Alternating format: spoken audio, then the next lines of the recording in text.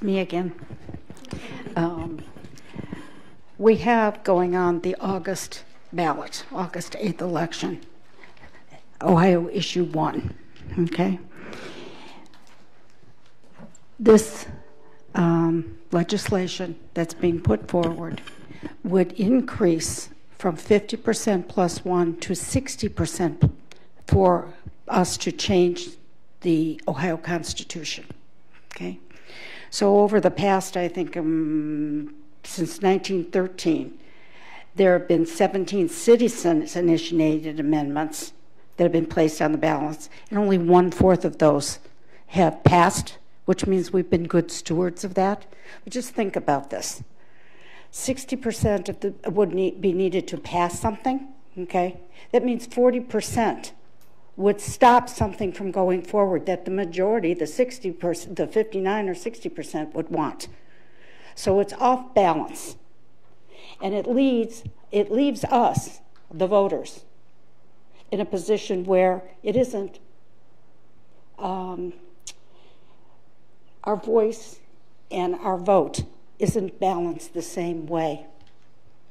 So when I look at it and I see that today it's 44 counties, you need to get valid signatures, get the language approved, and so on and so forth. It's going to 88 counties where they have to get signatures. This is a huge lift for the citizens' initiatives. So when I look at this and I say, where is it that one vote and one voice matters? And how is this amendment to for the Constitution? Remember, it's not just about one issue. It's forever until it gets changed again. And it would take 60% of the vote or more to change that. So I'm asking you all in good conscience to think about where it is. I'm taking a no position on this, but I want you to be aware and informed of what's going on. And we're putting something forward to council. Some of you have agreed to sign it, perhaps some of you won't.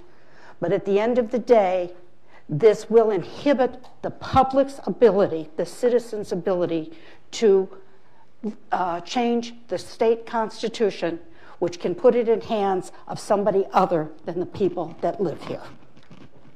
Okay? At a board meeting, I've got about 25 of them. I'll leave some of them here. I'll probably take about 10 of them. So I'll leave some of them here.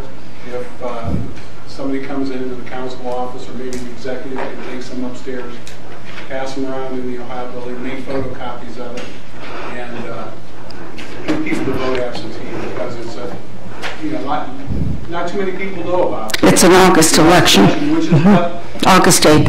Which is what the Republicans want. You know, let's I had a high school teacher, and he said, the shoe fits wear it, and let's call this what it is. This is another attempt by Republicans in the state of Ohio to circumvent the vote of people, to suppress the vote. They do it at the Board of Elections by only allowing one drop box for absentee ballots. And what happens is they're lined up down the street. Cars are lined up down the street, clear to Exchange Street. And what happens, what the Republicans are hoping happens, is that people give up and don't vote. That's what they're. So it's just little ways like that they suppress the vote. And this is, I mean, this takes chutzpah to borrow a term.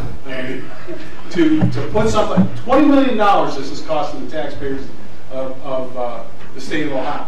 And you know, I always thought, I've been doing this now for almost 40 years, I always thought Republicans were fiscal conservatives.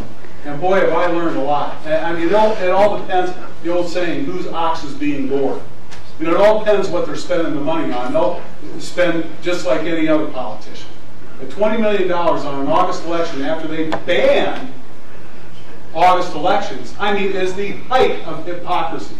It never ends. So vote absentee and put a stop to this silliness. Thank you, Mr. Schmidt. You're welcome, sir. Any questions? Any other questions, statements from members of council? I think Mr. Schmidt nailed it.